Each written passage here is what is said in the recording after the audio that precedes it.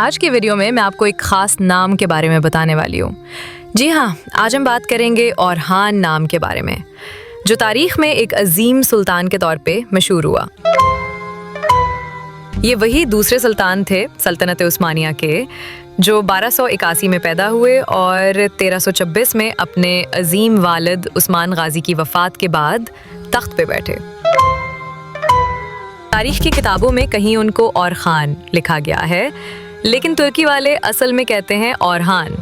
اب ذرا یہ حقیقت سن کے چونک جائیے، ترکی میں خا کی آواز ہے ہی نہیں، وہ خان نہیں بول سکتے، بس کہتے ہیں ہان۔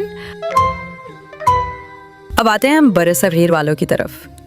ہماری عادت عجیب ہے، اورحان کو بدل کے اوہان بنا دیتے ہیں، نہ را باقی رہتا ہے اور نہ ہا۔ اب سوچیں، اگر کوئی ترک بھائی سن لے تو کہے بھائی یہ کون سا نیا سلطان آ گیا؟